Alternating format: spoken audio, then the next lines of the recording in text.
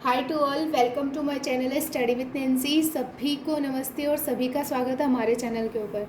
तो जैसा कि आप सभी को पता ही है कि अभी जो है वो हमने आरबीएससी बुक की जो वो सीरीज चला रखी है, यानी कि हम कक्षा 9th की राजस्थान अध्ययन की जो बुक आ जाती है राजस्थान का स्वतंत्र आंदोलन और शौर्य परंपरा, वो बुक हम आपको पढ़ा रहे हैं।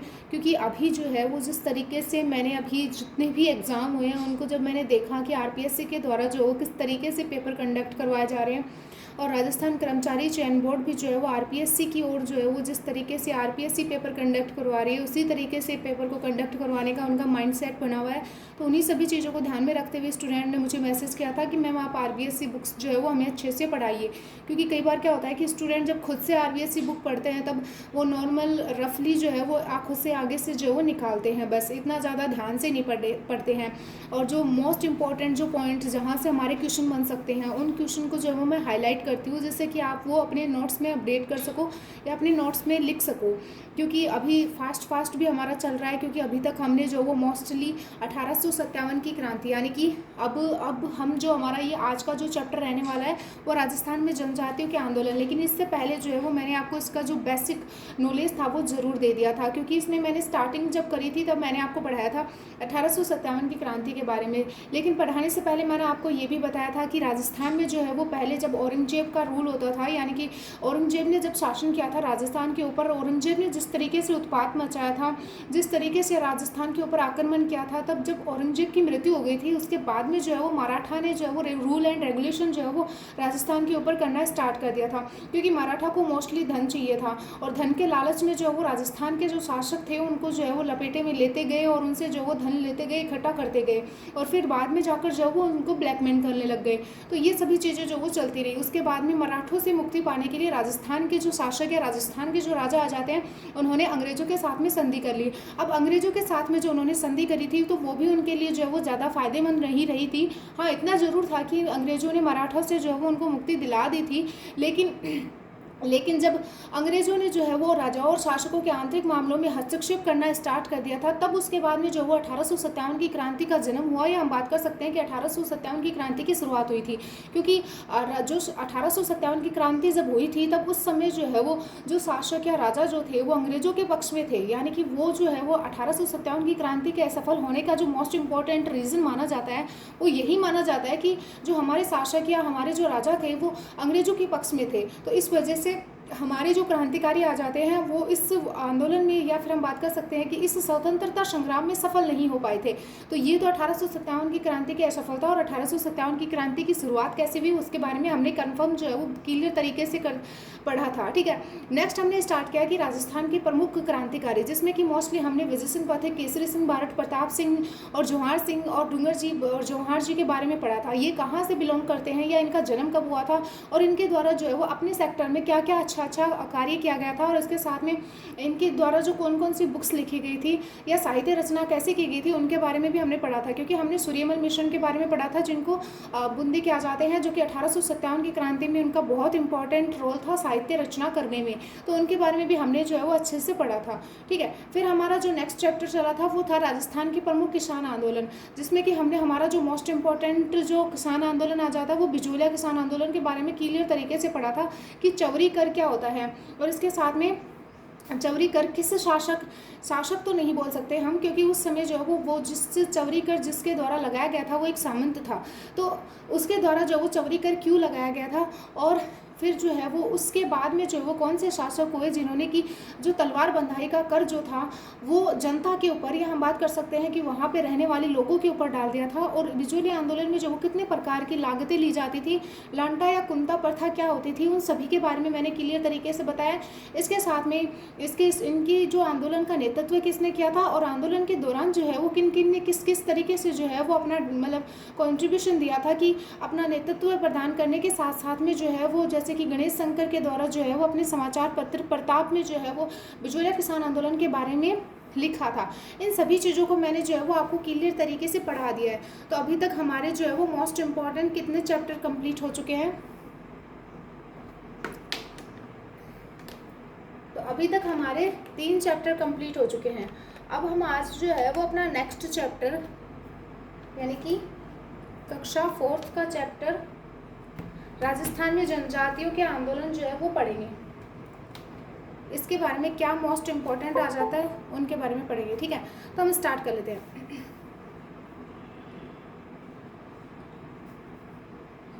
तो अब हमने जो वो 1857 की क्रांति को कंप्लीट कर लिया था। उसके बाद में जो मुख्य किसान आंदोलन आ जाते हैं उनके बारे में पढ़ लिया था। उसके बाद में जो प्रमुख व्यक्तित्व आ जाते हैं वो भी हमने कंप्लीट कर लिए थे। आज हम जिनके बारे में पढ़ेंगे वो राजस्थान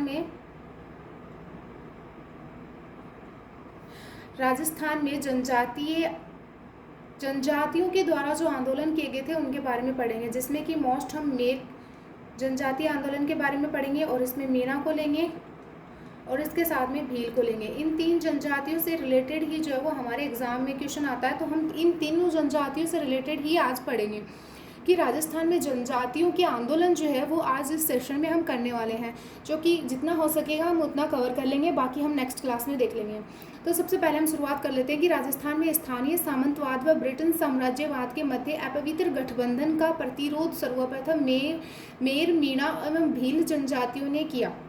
मतलब कि राजस्थान के जो स्थानीय सामंतवाद आ जाते हैं, सामंत के बारे में आपको पता ही होगा कि राजा के जो भाई होते हैं उनको राजा के द्वारा मतलब कि जो मेन पॉइंट या हम बात कर सकते हैं मुख्य बिंदु के ऊपर तो राजा के द्वारा शासन किया जाता है, और जो छोटे छोटे ठिकाने आ जाते हैं वो सामंत को दे दिए जाते हैं कि वहाँ पे आप जो है वो शासन या रूल रेगुलेशन कीजिए, और वहाँ पर अगर हमें कभी भी जो है वो युद्ध के टाइम सेना की ज़रूरत पड़ती है तो आप हमें सेना प्रोवाइड करवा देना।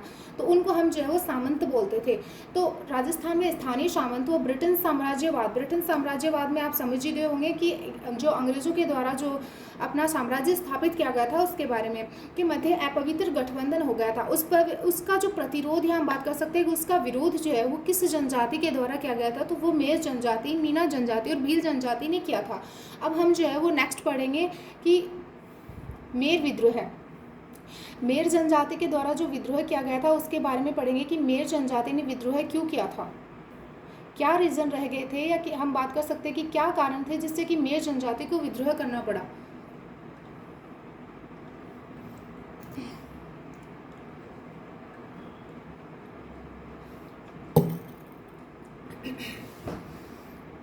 तो वो स्टार्ट करते हैं मेर विद्रोह है।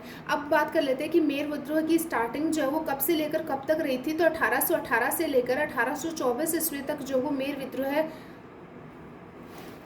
की शुरुआत 1818 से मानी जाती है और इसकी जो है वो एंडिंग 1824 मानी जाती है। ठीक है, तो इसका टाइम पीरियड जो है वो आप याद रख लेना, 1818 से लेकर 1824।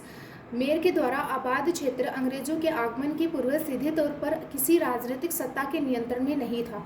यानी कि मेरों के द्वारा जो उनके द्वारा बसाया गया जो क्षेत्र था, उनके द्वारा जो आबाद क्षेत्र था, वो अंग्रेजों के आने से पहले जो है वो किसी भी जो राजनीतिक सत्ता है उसके नियंत्रण में नहीं था, यानी कि वो पूरी तरीके से आज़ाद था। मेरों के द्वारा आबाद क्षेत्र के भूभाग मेवाड़, मारवाड़ एवं अजमेर के अंतर्गत थे।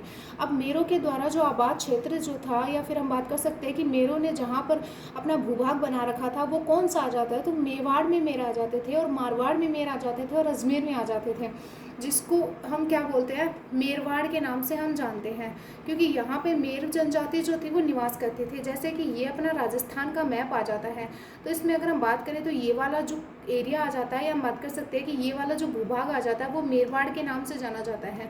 तो इसका रीज़न यही आ जाता है क्योंकि यहाँ पे मेर जनजाति निवास करती थी, जिसमें कि थोड़ा बहुत हिस्सा मेरवाड़ का भी आता है और थोड़ा मारवाड़ का और थोड़ा अजमेर का आ जाता है, क्योंकि आप सभी को पता है कि अजमेर तो यहाँ पे बीच में आ जाता है, नीचे मेवाड़ आएगा, ऊपर मारवाड़ आएगा, तो थोड़ा बहुत जो हिस्सा आएगा या भूभाग आएगा तो उसी क्षेत्र को हम क्या बोलेंगे, मेरवाड़ बोलेंगे। ओके, नेक्स्ट हम चलते हैं। किंतु मेरों पर इनका राजनीतिक एवं प्रशासनिक नियंत्रण नहीं था। तो ये जो मेवाड़ और मारवाड़ व अजमेर क्षेत्र आ जाते हैं, इन पर मेर जनजाति जो थी उनका सीधे तौर पर इन पर राजनीतिक व प्रशासनिक नियंत्रण नहीं था, लेकिन अंग्रेज ये चाहते थे कि वो मेवाड़ और मारवाड़ व अजमेर पर अपना पूर्ण नियंत्रण स्थापित कर ले, या इनको जो है वो पूर्ण नियंत्रण में लाने का प्रयास अंग्रेजों के द्वारा जो है वो किया गया था। यही मेरों के विद्रोह का प्रमुख कारण बना था। ठीक है, तो नेक्स्ट हम चलते हैं।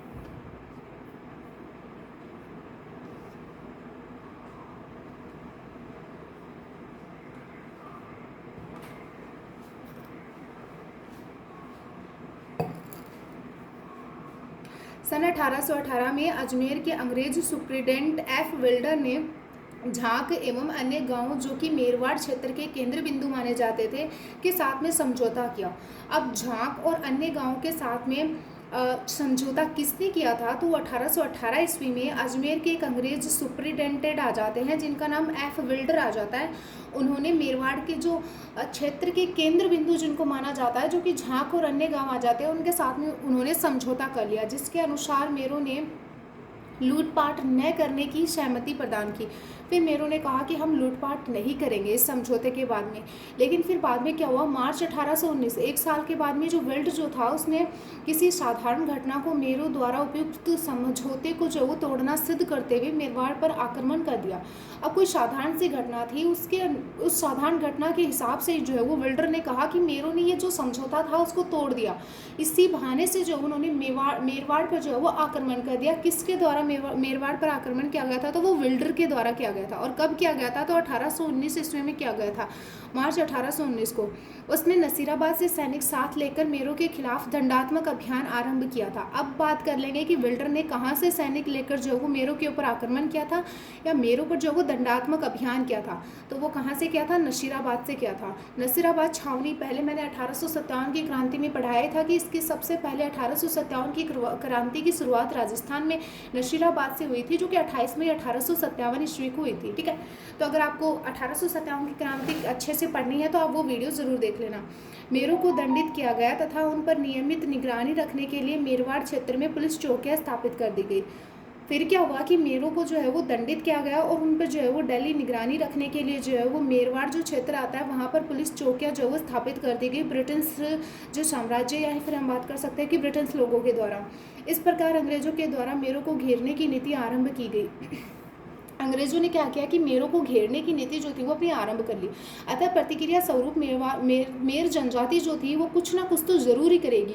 तो अतः प्रतिक्रिया स्वरूप मेरों ने सन 1820 के आरंभ से ही जगह जगह विद्रोह कर दिया तथा अपने क्षेत्रों से पुलिस चौकियां व थानों को हटाने का प्रयास किया। अब मेरों ने विद्रोह कब स्टार्ट किया? तो 1820 ईस्वी को किया। नवंबर 1820 में झांक नामक स्थान पर ब्रिटिश पुलिस के हत्याकांड ने अंग्रेजों तथा साथ ही मेवाड़ और मारवाड़ राज्यों को भयभीत कर दिया था। तो नवंबर 1820 ईस्वी में जो झांग नामक स्थान था वहाँ पर जो ब्रिटिश पुलिस के जो हत्याकांड ने अंग्रेज तथा साथ ही मेवाड़ व मारवाड़ राज्यों को भयभीत कर दिया था कि ये मेर जनजाति के द्वारा किया गया था। ये जो हत्याकांड बात कर सकते हैं तो वो मेर जनजाति के द्वारा किया गया था। यहाँ मेर विद्रोह अत्यंत व्यापक व भयानक था। मेरों ने अनेक स्थानों पर अंग्रेजी पुलिस चौकियों को जो है वो जला दिया था तथा सिपाहियों को मार दिया था। बढ़ते हुए मेर विद्रोह को दबाने के लिए अंग्रेजी सेना की 3 बटालियन, एक तो अंग्रेजी सेना की खुद की बटालियन, एक मेवाड़ और मारवाड़ की संयुक्त सेनाओं ने मेरों पर आक्रमण किया, जिससे भारी जनधन की हानि हुई। ये सेनाएं जनवरी 1821 के अंत तक मेर विद्रोह का दमन करने में सफल रही। और ये जो तीनों सेनाएं थी वो जनवरी 1821 ईस्वी के अंत तक जो वो मेर विद्रोह का दमन करने में सफल रही। तो नेक्स्ट देखते हैं। 1822 ईस्वी में मेरू से गठित मेरवाड़ बटालियन ब्यावर मुख्यालय पर स्थापित की गई। अब 1822 ईस्वी में मेरू से गठित मेरवाड़ बटालियन, अब हम बात कर लेंगे कि जो मेरवाड़ बटालियन जो आती है वो मेरू से गठित करी गई थी और 1822 में की गई थी और इसका हेडक्वार्टर जो आ जाता है वो ब्यावर आ जाता है। लंबे समय तक संपूर्ण मेरवाड़ क्षेत्र ब्रिटिश नियंत्रण में रहा। ब्रिटिश प्रशासन 19वीं सदी के अंत तक कठोर दमनात्मक उपायों का सहारा लेकर, कब तक? 19वीं सदी के अंत तक लेकर मेरवाड़ में शांति स्थापित करने में सफल रहा। फिर हम बात करते हैं कि 19वीं सदी तक तो उन्होंने शांति स्थापित कर ली, लेकिन 20वीं सदी के प्रारंभिक वर्षों में अंग्रेजों ने मेरों में समाज सुधार गतिविधियों का प्रारंभ किया। इस प्रकार अंग्रेज 1947 तक मेर विद्रोह को नियंत्रित करने में सफल रहे। तो ये तो हमारा जो मेर विद्रोह था वो कंप्लीट हो चुका है, जिसमें कि मोस्ट इंपॉर्टेंट चीज़ों के बारे में तो मैंने आपको बता दिया कि कहाँ से क्वेश्चन बन सकता है। बात ये आती है कि मेर विद्रोह से कहाँ से क्वेश्चन बन सकता है। तो आपको मेरवाड़ बटालियन जो 1822 ईस्वी में बनी थी उसके बारे में पूछ सकते हैं। मेरवाड़ बटालियन का हेडक्वार्टर कहाँ पर आता है तो वो ब्यावर में आता है, उसके बारे में पूछ सकते हैं। तो यही क्वेश्चन जो है वो आपको मोस्टली पूछेंगे। तो नेक्स्ट आंदोलन यानी कि भील विद्रोह के ऊपर चलते हैं। जैसे कि मैंने आपको मेर विद्रोह के बारे में बताया था कि वो कब से लेकर कब तक रहा था, उसी प्रकार भील विद्रोह जो है वो 1818 से लेकर 1860 ईस्वी तक जो वो भील विद्रोह रहा था। 1818 से लेकर 1860 ईस्वी तक जो वो भील विद्रोह रहा था। अब हम बात करते हैं कि भील विद्रोह हुआ क्यों था, इसके कारण क्या आ जाते हैं और इसके बारे में क्या क्या जानकारी आ जाती है, उन सभी चीज़ों के ऊपर। भील मूलतः एक शांति प्रिय जनजाति रही है। वे अंग्रेजों के आगमन तक स्वतंत्र जीवन व्यतीत कर रहे थे तथा 1818 ईस्वी के पश्चात उनके ऊपर स्थापित अर्ध सामंती व अर्ध औपनिवेशिक नियंत्रण ने उन्हें विद्रोह के लिए बाध्य किया। मतलब भील जो थी वो एक शांति प्रिय जनजाति थी। जब तक अंग्रेज नहीं आए थे तब वो अपना स्वतंत्र जीवन व्यतीत कर रही थी, लेकिन 1818 ईस्वी के पश्चात जो है वो उनके ऊपर जो अर्ध तो सामंती और अर्ध औपनिवेशिक नियंत्रण के कारण जो है वो उनको विद्रोह करने के लिए बाध्य किया या उनको विद्रोह करना पड़ा। नेक्स्ट हम बात करते हैं 1818 ईस्वी में उदयपुर राज्य के भीलों ने अनेक कारणों से विद्रोह किया। अब वो कौन से कारण आ जाते हैं उनको ध्यान से देख लेना, क्योंकि वो RS मेंस में या हम बात कर सकते हैं बहुत ज़्यादा इंपॉर्टेंट है, क्योंकि वहाँ से क्वेश्चन बन जाता है कि 1818 ईस्वी में उदयपुर राज्य के भीलों ने अनेक कारणों से विद्रोह किया। तो वो कारण कौन से आ जाते हैं जिनके कारण भीलों ने विद्रोह किया था। एक तो भीलों पर कर थोपने के अंग्रेजी प्रयासों ने भीलों में असंतोष को जन्म दिया, यानी कि पहली बात तो ये आ जाती है कि भीलों के ऊपर कर लगाया गया था अंग्रेजी प्रशासन के द्वारा।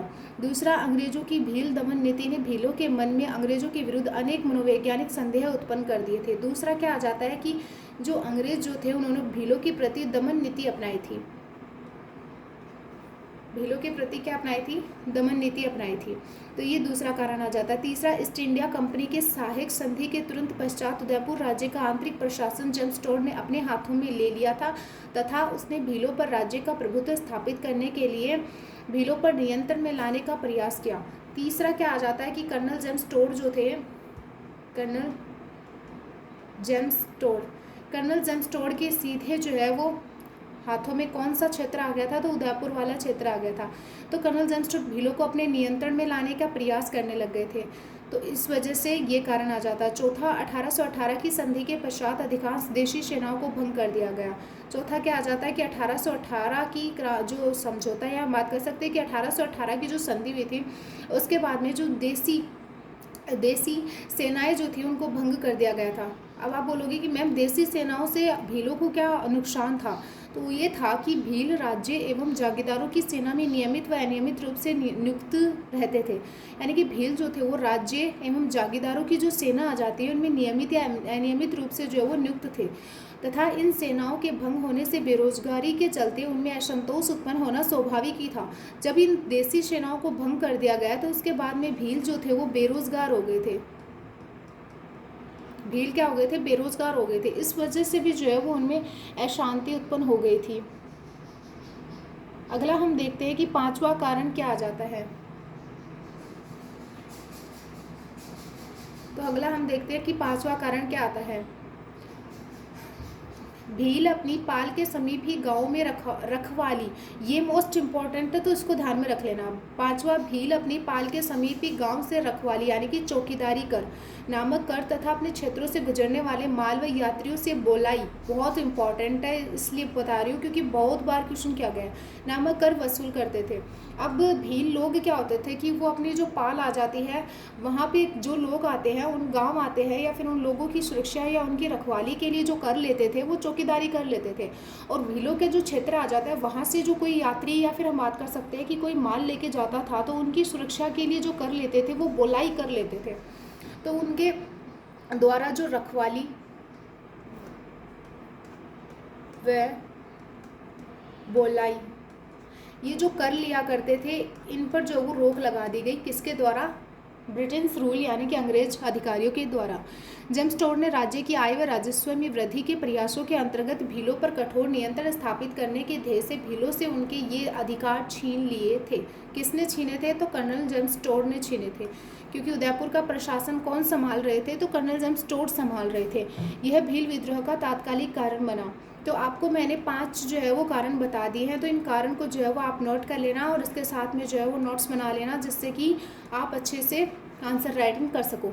ठीक है, तो नेक्स्ट हम बात करते हैं। भीलों ने अपने इन परंपरागत अधिकारों को छोड़ने से इनकार करते हुए अंग्रेज व विद्रोह उदयपुर राज्य के विरुद्ध विद्रोह कर दिया। अब अंग्रेजों ने कहा कि हम जो ये अपने अधिकार आ जाते हैं इनको नहीं छोड़ेंगे और इस वजह से जो है वो भीलों ने क्या किया? विद्रोह कर दिया। ये 5 कारण मोस्ट इम्पॉर्टेंट माने जाते हैं। नेक्स्ट चलते हैं।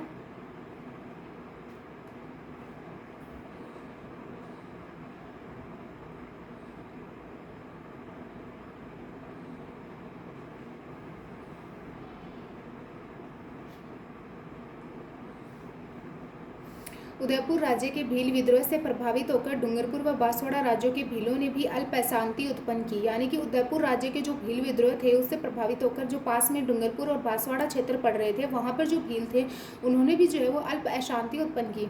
1825 में आदिवासी विद्रोह की बिखरी हुई घटनाएं घटी। 1825 में क्या हुआ कि आदिवासी विद्रोह की बिखरी हुई घटनाएं घटी। डूंगरपुर राज्य में स्थिति अधिक गंभीर थी, इसीलिए भीलों के दमन हेतु अंग्रेजी सेना भेजी गई, किंतु वास्तविक संघर्ष आरंभ होने के पूर्व ही भील मुखिया ने मई 1825 ईस्वी में समझौता कर लिया।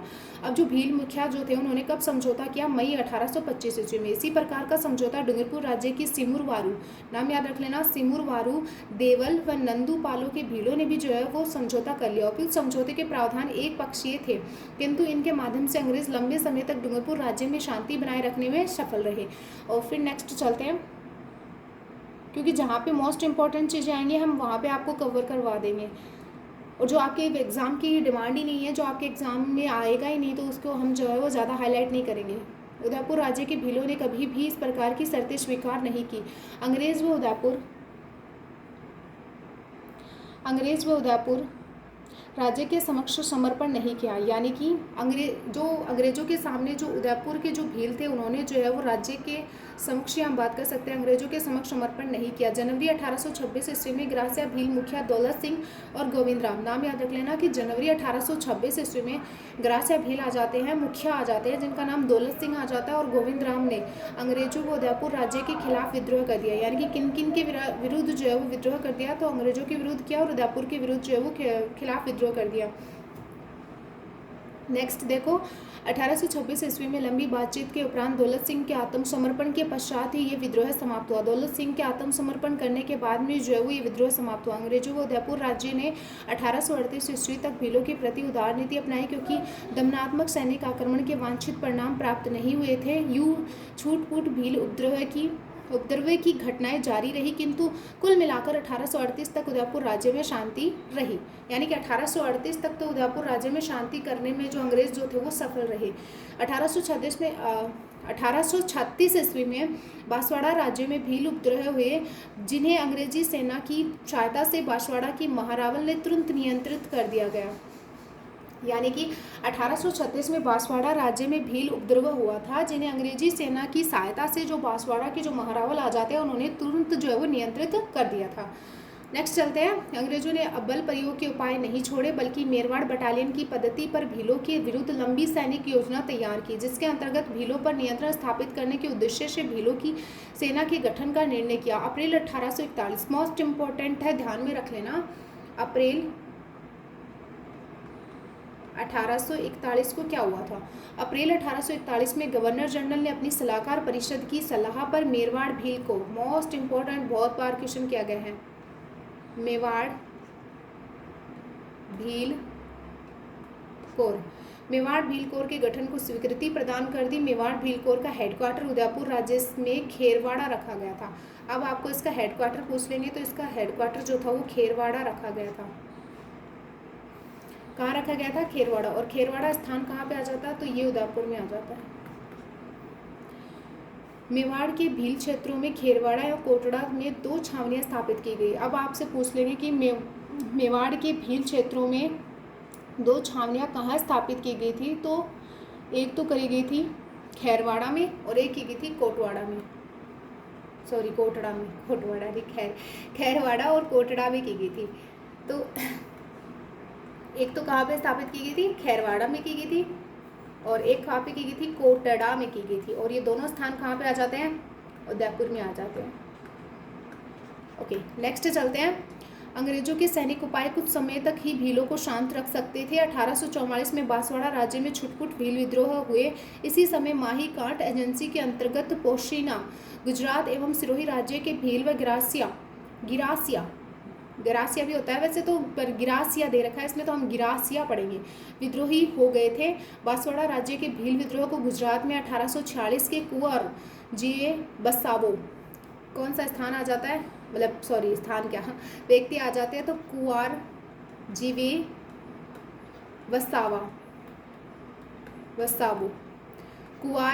वसावो के नेतृत्व में गुजरात के भील विद्रोह से बढ़ावा मिला। बांसवाड़ा राज्य ने अपने वकील कोठारी केसरिया सिंह को सहायता हेतु वेस्टर्न मालवा ब्रिटिश एजेंट के पास में भेजा। अंग्रेजी सेना की सहायता से 1850 ईस्वी के अंत तक भील विद्रोह को कुचल दिया गया था।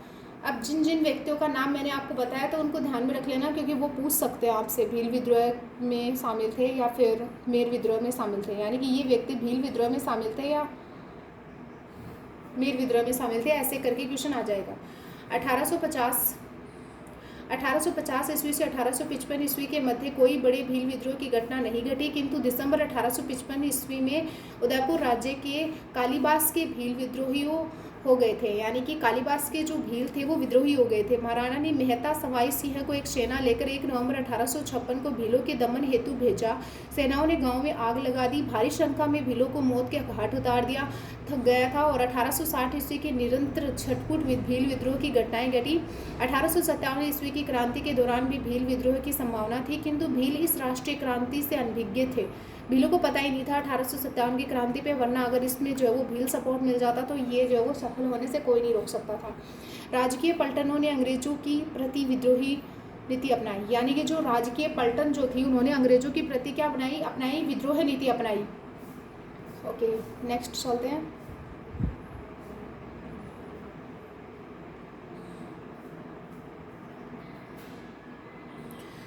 सो नेक्स्ट जो आता है वो वर्ष 1861 ईस्वी में उदयपुर के समीप खैरवाड़ा क्षेत्र में भील उपद्रवों की घटनाएं सामने आई।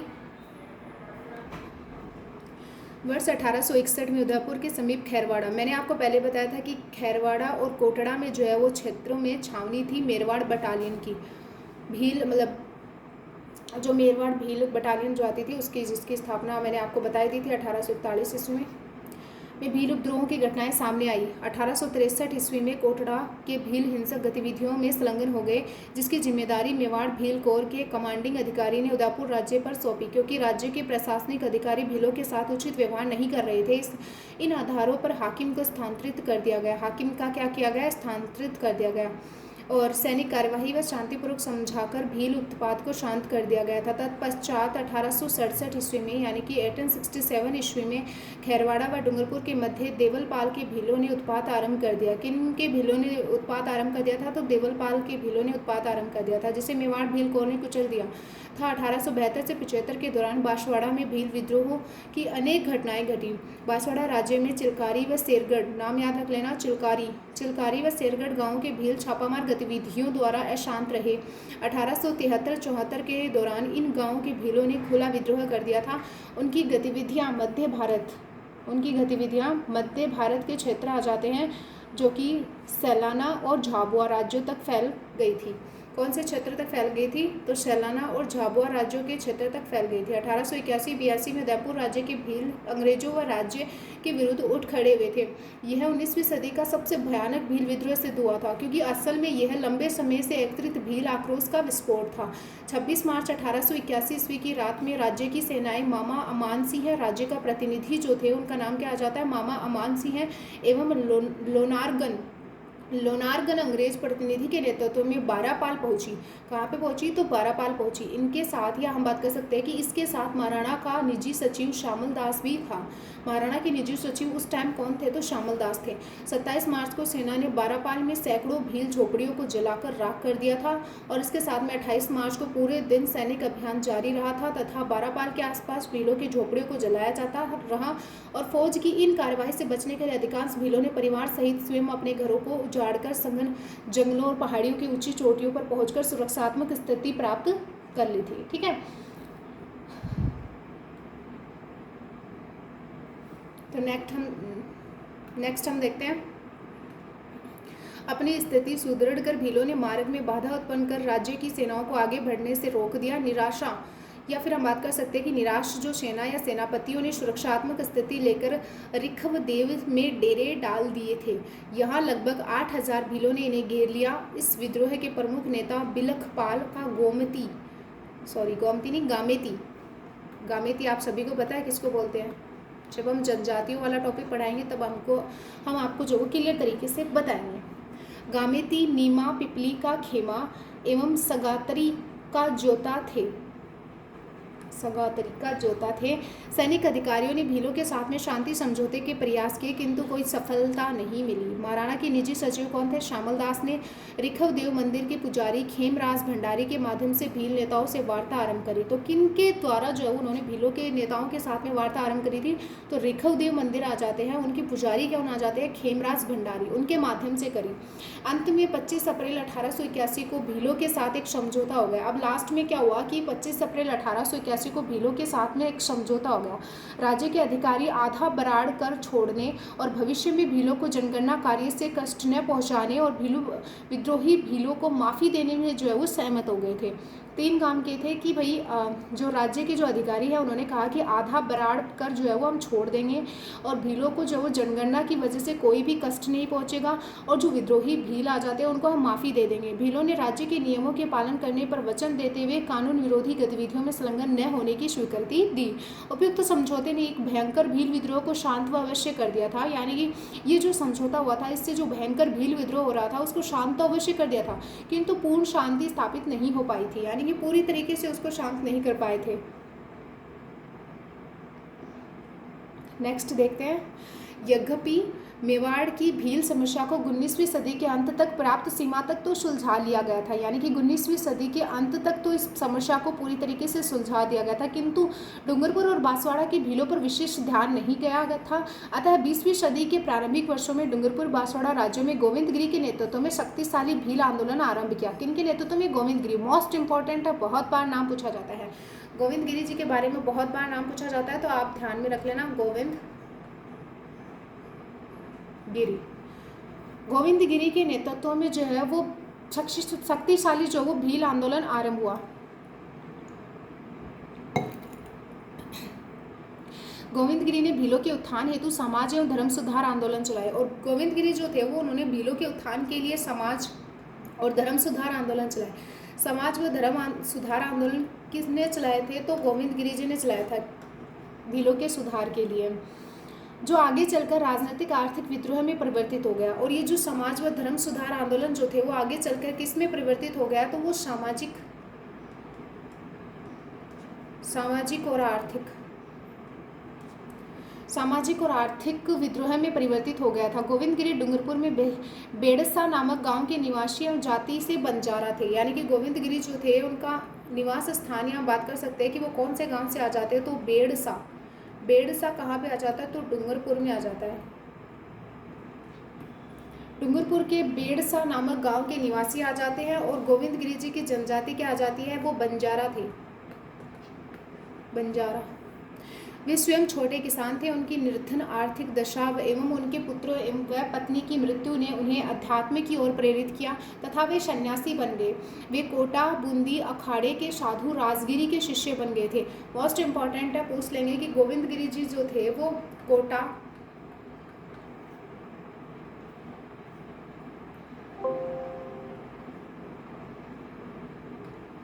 मोस्ट इंपॉर्टेंट है कि गोविंदगिरी जो थे वो कोटा बूंदी अखाड़ा आ जाता है, अखाड़े के साधु आ जाते हैं, राजगिरी, गोविंदगिरी राजगिरी नाम याद रख लेना, गिरी से राजगिरी के शिष्य बन गए। उन्होंने धुनी स्थापित कर एक निशान ध्वज लगाकर आसपास के क्षेत्रों के भीलों को आध्यात्मिक शिक्षा देना प्रारंभ किया या आरंभ किया। ठीक है, किनको आध्यात्मिक शिक्षा देना प्रारंभ किया था? तो भीलों को आध्यात्मिक शिक्षा देना उन्होंने प्रारंभ किया था। नेक्स्ट चलते हैं। गोविंदगिरी के विचारों ने भीलों को जागृत किया एवं उन्हें अपनी दशा व अधिकारों के प्रति जागरूक बनाया। इन विचारों ने उन्हें यह सोचने के लिए बाध्य कर दिया था कि उनके वर्तमान शासकों ने उन्हें पराधीन कर रखा है, जबकि वे स्वयं इस भूमि के स्वामी थे एवं इन्हें इस पर पुनर्शासन करना चाहिए। इस प्रकार ये समाज एवं धर्म सुधार आंदोलन आर्थिक व राजनीतिक आंदोलन में बदलता जा रहा है। ये RS मेंस के लिए इम्पोर्टेंट है, तो आप ध्यान से देख लेना इसको। नेक्स्ट टॉपिक पे चलते हैं। गोविंद गिरी की उपयुक्त शिक्षाओं व कल्याणकारी गतिविधियों के कारण उनका भगत पंथ भीलों में अत्यधिक लोकप्रिय हो रहा था। भगत पंथ जो गोविंद गिरी जी के द्वारा चलाया गया था, गोविंद गिरी के बढ़ते हुए प्रभाव से राजा और उनके अधिकारी एवं जागीरदार जो थे वो चिंतित होने लग गए थे, क्योंकि उसका बढ़ता हुआ प्रभाव कहीं उनकी सत्ता को ही पलट ना दे। अतः वे इन उपदेशों और प्रचारकों को जो है वो अपने राज्य अथवा जागीर की सीमाओं से बाहर निकल जाने पर बाध्य करने लगे, जिससे कि वर्गीय कटुता बढ़ने लगी तथा समाज एवं धर्म सुधार आंदोलन राजनीतिक स्वरूप प्राप्त करने लगा था। सन 1908 ईस्वी में, मोस्ट इंपॉर्टेंट है, सन 1908 ईस्वी में गोविंद गिरी ने राजपूताना छोड़कर 1910 तक एक कृषक के रूप में जो है वो गुजरात के सूथ, नाम याद रख लेना, गुजरात के सुंथ व ईडर राज्य के भीलों में कार्य किया। उन्होंने इन राज्यों के भीलों को जागरूक कर उनका शक्तिशाली जन आंदोलन तैयार किया था। ईडर राज्य के अंतर्गत पालपट्टा में भील आंदोलन से ऐसी स्थिति उत्पन्न हुई कि वहां के जागीरदार ने भीलों के साथ 24 फरवरी 1910 को एक समझौता किया। इस समझौते के अंतर्गत कुल 21 शर्तें थी जो भीलों के अधिकारों से संबंध रखती थी। मतलब 21 शर्तें थी जो भीलों के अधिकारों से संबंध रखती थी। इन समझौते ने राजस्थान व गुजरात के भीलों को सामंती शोषण के विरुद्ध लड़ने का उत्साह दिया। ये समझौता गोविंद गिरी के आंदोलन की सफलता कहा जा सकता है। सन 1911 ईस्वी के आरंभ में वे डूंगरपुर स्थित अपने मूल स्थान बेड़सा वापस आए और वहाँ उसने जो है वो अपनी धुनी जो है वो स्थापित कर भीलों को आधुनिक पद्धति पर उपदेश देना आरंभ किया। भीलों को आधुनिक पद्धति पर उपदेश देना आरंभ किसने किया? तो गोविंद गिरी जी ने किया।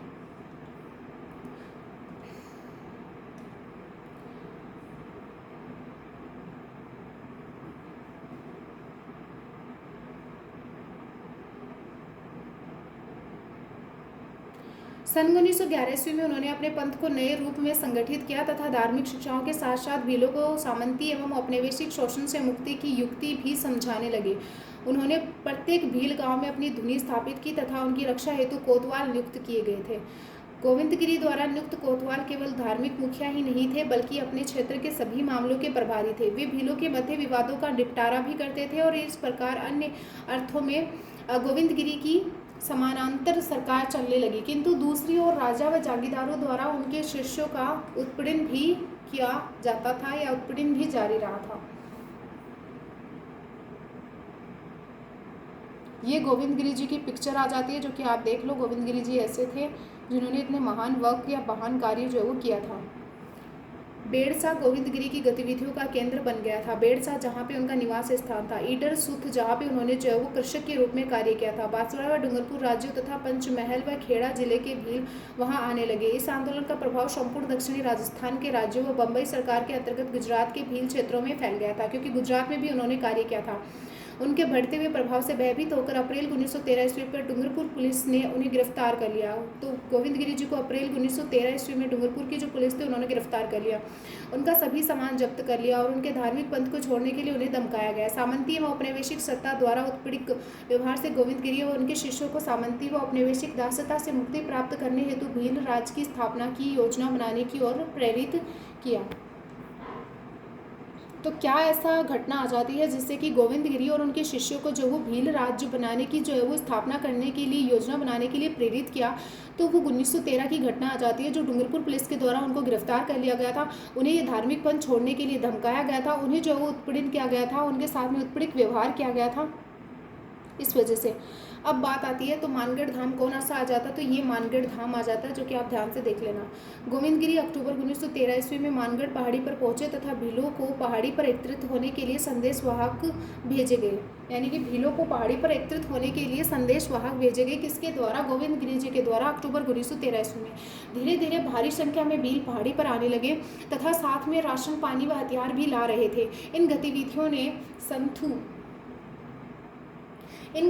ने सूंथ, बांसवाड़ा, डूंगरपुर और ईडर राज्यों को चौंकाना कर दिया था। तो इन सभी राज्यों ने अपने संबंधित अंग्रेज अधिकारियों से मानगढ़ पर भीलों के जमावड़े व पालों में युद्ध के लिए तैयारी कर रहे भीलों को कुचलने की प्रार्थना की। 6 से 10 नवंबर 1913 में मेवाड़ भील कोर की 2 कंपनियां, 104 वेलेजली राइफल्स की 1 कंपनी व 7वीं राजपूत रेजिमेंट की 1 कंपनी मानगढ़ पर भीलों के जमावड़े को कुचलने के लिए पहुंची। अब मोस्ट इम्पॉर्टेंट है, ये ध्यान में रख लेना कि कौन कौन सी जो है वो एजेंसी थी या फिर कौन कौन जो है वो पहुँचे थे भीलों का जो ये आंदोलन या भीलों के द्वारा जो यहाँ पर मानगढ़ में जो इकट्ठे हुए थे उन सभी घटनाओं की वजह से। ओके, तो 1913 ईस्वी में मेवाड़ भील कोर की 2 कंपनियां थी वो, और 104 वेलेस्ली राइफल्स की एक कंपनी वो, 7वीं राजपूत रेजिमेंट की एक कंपनी मानगढ़ के भीलों के जमावड़े को कुचलने के लिए पहुंची थी। विफल वार्ताओं के बाद में 17 नवंबर 1913 को अंग्रेजी फौजों ने मानगढ़ की पहाड़ी पर आक्रमण कर दिया। अब विफल वार्ताओं के बाद में जो है वो 17 नवंबर 1913, डेट याद रख लेना, 17 नवंबर 1913 को अंग्रेजी फौजों ने मानगढ़ की पहाड़ी पर आक्रमण कर दिया था, और मानगढ़ की पहाड़ी के सामने दूसरी पहाड़ी पर अंग्रेजी फौज ने तोप व मशीनें गनें तैनात कर रखी थी। वहीं से गोला बारूद दागे जाने लगे थे, और लगभग 1 घंटे तक मानगढ़ पर भीलों ने सेना का सफल मुकाबला किया, किंतु आधुनिक युद्ध सामग्री के समक्ष अधिक समय तक वे टिक नहीं सके। मानगढ़ की पहाड़ी के नीचे तैनात अंग्रेजी फौज पहाड़ी को घेरते हुए ऊपर पहुंची तथा भीलों को अंधाधुंध गोलियों से भूनना आरंभ कर दिया। भीलों में भी भगदड़ मच गई। कुछ ही समय में पहाड़ी पर भीलों ने आत्मसमर्पण कर दिया। उसके उपरांत भी भीलों का कत्लेआम जारी रहा। अंग्रेजी दस्तावेजों के अनुसार कुल 100 भील मारे गए थे तथा 900 भीलों को बंदी बना लिया गया था। इसके साथ ही गोविंदगिरी व पुंजिया को भी गिरफ्तार या बंदी बना लिया गया था। गोविंदगिरी जी और पुंजिया, नाम याद रख लेना, पुंजिया, इनको भी गिरफ्तार कर लिया गया था या इनको भी बंदी बना लिया गया था। तो ये जो घटना आ जाती है वो भील विद्रोह की आ जाती है। उसके बाद में भील आंदोलन कुचल दिया गया था, किंतु भील अपने गुरु की गिरफ्तारी को लेकर आंदोलित थे, यानी कि उनको आंदोलन करना था, क्योंकि उनके जो गुरु थे गोविंदगिरी जी, उनको गिरफ्तार कर लिया गया था। भीलों में गोविंदगिरी के भारी लोकप्रिय थे। भीलों में गोविंदगिरी जो थे वो भारी लोकप्रिय थे। उन्होंने अनेक बुराइयों को जो है वो उनसे मुक्ति दिलाई थी भीलों को। गोविंदगिरी लोकप्रियता के कारण उनकी आजीवन कारावास की सजा को 10 वर्ष की सजा में बदल दिया गया। मतलब गोविंदगिरी जी को आजीवन कारावास की सजा दी गई थी, लेकिन उनकी लोकप्रियता की वजह से उनको 10 वर्ष की सजा में उस आजीवन कारावास को बदल दिया गया। 7 वर्ष के पश्चात इस शर्त पर रिहा कर दिया गया था कि वो सुंथू, डूंगरपुर, बांसवाड़ा, कुशलगढ़, ईडर राज्यों में प्रवेश नहीं करेंगे। तो कौन से? डूंगरपुर, बांसवाड़ा, सुंथू, ईडर और कुशलगढ़ राज्यों में वो प्रवेश नहीं करेंगे। वे सरकारी निगरानी में अहमदाबाद संभाग के अंतर्गत पंचमहल जिले के झालोद नामक गांव में रहने लगे थे। आपसे क्वेश्चन कर लेंगे कि गोविंदगिरी जी जो है वो लास्ट समय में, अंतिम समय में जो है वो अहमदाबाद संभाग के अंतर्गत जो पंचमहल जिला आ जाता है, मतलब पंचमहल जिले के झालोद नामक गांव आ जाता है, वहाँ पे वो रहने लगे थे। इसी स्थान पर सभी क्षेत्रों में भगत भील उनके प्रवचन सुनने वहाँ पहुँचने लगे। अब अपना नेक्स्ट आ जाता है उदयपुर में मोतीलाल तेजावत के नेतृत्व में जो आंदोलन हुआ था वो, तो ये हम अपना कल पढ़ेंगे, ठीक है, ये अपना कल कवर करेंगे। तो अगर वीडियो अच्छा लगा तो लाइक, शेयर और सब्सक्राइब जरूर करें, टेलीग्राम चैनल जरूर ज्वाइन करें। Thank you and bye.